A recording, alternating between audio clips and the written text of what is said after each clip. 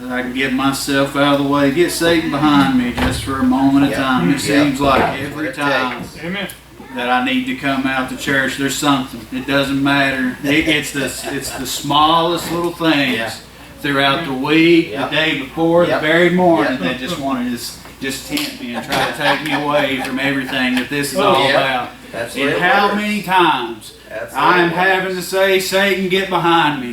You know, I shouldn't have to as much as I do, but it seems like life, it just something about it. This world, it just wants to creep in and wants to break me down. When all I know is that everything that bothers me, all my afflictions, all the outside forces that bother me, I'm in a position I can just push it away. I can walk away from it because I've got something that means more than the pettiness of this world. It don't matter what I do in this world, and there's no excuse. Somebody's eyes are peering at me and just waiting for me to mess up. Just waiting for me to make a mistake so they can make themselves feel better. Look what you've done now. Listen, if you're here this morning looking upon me, wait for me to fail. Don't even look at your watch. It's not going to take long. I'm going to fail before I leave here today some way or another. But I've got a Redeemer here this morning. I've got a mercy on my bond here today. That this world, just like Brother Larry said, I don't have the words because I don't think the words exist to describe how I feel with my Lord here today. And you know, I was reading this morning trying to find something to say, trying to find something to ease my mind for a moment of time, because all I could think about was the troubles and the different problems that we've got here in this world. If you can go to bed at night, you could be like the Reinthalers there in Kentucky. You could go to bed on a Friday night and look on the horizon and see the fires and seeing your business burning down. Listen, but I guarantee here this morning, a little man wheelchaired his way into church despite the problems that this world has given him. And you know, it's not necessarily always the storms. We preach and talk a lot about storms. Listen, it's not about the storm here this morning. It's about who's in that boat with you here today. And you know, I was reading about Jesus had just got done preaching and talking to multitudes, and he had told his disciples, let us pass over unto the other side.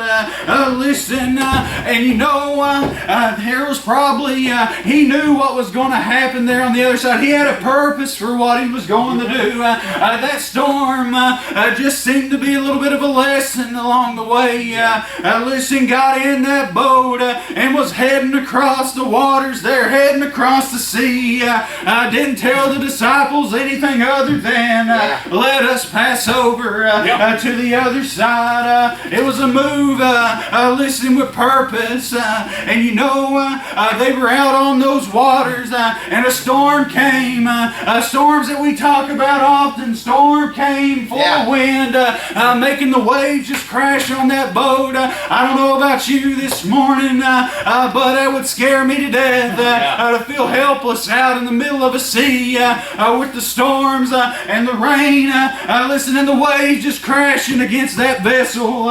He was asleep down in the bottom of that ship when they came to him. And you know, they thought, Lord, aren't you worried that we're going to perish here today? Why are you not scared like we are? And you know, I think about my Lord here, thinking about the way he must have came up out of that boat, came up out of the boat and looked upon that storm and said, peace be still. And the Bible says the wind ceased and there was a great calm. You know, but that still wasn't what was important here. It was about what was waiting on the other side. I don't believe that Jesus came to this world just to calm your storms. I believe he came to save this pitiful race of ours. Listen, in the storms, you're going to run into them along the way. But you know, when my Lord found become me. I was on the other side, and he had to come through a storm to find me. And you know that's what it's all about here today. You don't have to think that when you become a Christian, God, listen, that He's going to fight all your battles for you. Listen, He's not going to calm every storm for you. No, but let me tell you, when you come out of those storms and you're on the other side, on that other shore. That's right. When you're on the other side, that's where you get stronger. Yeah. You know, I read about how we entertain angels unaware. Yep. There's a lot of people that entertain devils aware. And that's a sad reality. After everything God has put in front of us, everything that God has given us, there's still the world. And the world's not as powerful as my God. The world trembles in front of the hurricanes and the storms. My God speaks peace to them. Listen, you know, when they got to the other side there, they came to a man. And he was doing all sorts of things that were against the Jewish religion there, the Jewish ways of doing things, hanging out amongst the tombs there. That was a big no-no with the Jews. Listen, you leave the dead where they are. They don't go, and you don't do the things this man was doing. Listen, he was spouting all kinds of craziness, cutting himself with the rocks. Listen, in the Bible, listen, it says that when they got there and they seen Jesus, when Legion, when he seen Jesus off in the far, he ran and he worshipped him there. And you know, Jesus looked upon this man, said, "Come out of the man, thou clean spirit." And he asked him, "What is your name?" And the demons there, the evil spirits, they told him their name was Legion, for we are many. And you know, in that country there was a herd of swine there in the mountains, a big herd of them there, and these demons asked to be cast away into that swine out of this man. They knew who they were looking at. Listen, when Legion seen my God, he ran to him, and worshipped him there. When he spoke to those evil spirits, and you know, one thing I've noticed about my God, every time he speaks, authority is being used there. Come with me and I'll make you fishers of men. And they follow him there, speaking to these devils. What is your name? My name is Legion, for we are many. Every time that my Lord speaks, speaking to the wind and the waters, peace be still. Even the winds and waters obey him here today. Listen, and you know, he cast those devils out into the swine, and the Bible describes it as they violently ran into the water, and drowned themselves there. Yeah. Yeah, Lord. Jesus came through a storm. The disciples out on the water, terrified that they wouldn't make it to the other side. He came through a storm to save a man on the other side. He came through that storm, and you know it doesn't stop there. He came through that storm. He cast the devils out of this man. And all those people had heard what had happened, come to look at this man to see him clothed and in his right mind. A way they had never seen him before. They were terrified of this man, and all it took was a man named Jesus to clean him up.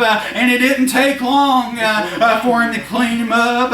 And he said, "Go home to thy friends and tell them how great things the Lord has done for thee and hath had compassion on thee."